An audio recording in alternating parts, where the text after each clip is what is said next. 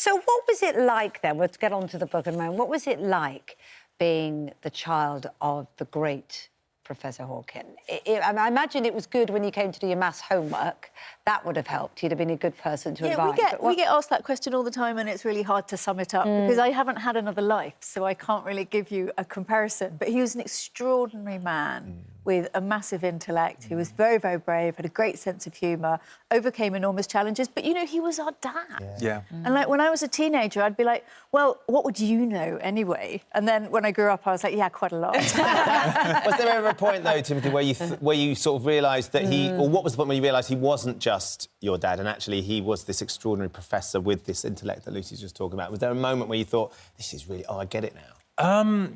Again, I think, like Lucy says, you know, it's one of those things that you probably just took for granted, or I did. But then when Brief History of Time came out, when I was about 8 or 9 years old, and then it just suddenly sort of just mushroomed from there, you know, and suddenly we'd go out and people would be recognising him in the street and...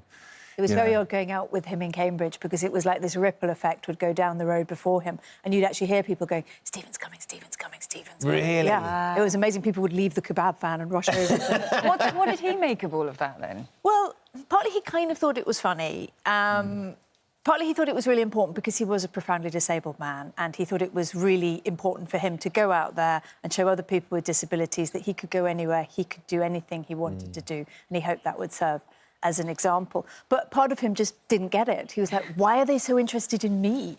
The reason we're interested particularly is all the things that he talked about. This is the new book, which is actually his last book as well. I think it's a book that you were all working Beautiful on. book. A really important book as well, brief answers to the big questions. I imagine that this is a sort of bittersweet moment for you, Tim, because you know, it's such an important work of art, but it's also the last one. Absolutely. And it's been a real... it's been quite an emotional experience for me to go through and read the book. It's definitely the book that I found of his that's the easiest to understand. That's interesting. As a non-scientist. But I think even more poignant because, of course, we have lost him, but sort of reading the book and hearing his voice in my head, it has been a really nice way to sort of feel that he's still with us in a way. And he must have really wanted you to carry on and get it complete. He did. He tell you that? Because he said, you know, I asked him, I said, what do you think the afterlife is? And he said, the afterlife is the continuation of the work you did in your lifetime. And so he was very clear with us that that's what he wanted us to do. He wanted us to carry on his legacy. He wanted his ideas and his work to live on. And so we feel like this book is a tribute to him. Yeah. As well as it is very accessible, it's funny, it's readable, it's very clear. He's very polite in a way. You know, his arguments can sound quite controversial, but he puts everything in the way of this is what I, as a scientist, believe.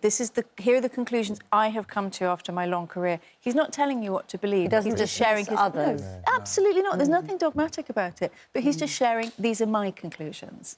Well, look, sadly, we're out of time because of that breaking news, I hope you understand. But it's been really lovely to have you come in and share just a few memories and also this book as well. So Thanks for having us. Thanks for having Nice us. to see you. Have you here. Thank you so much.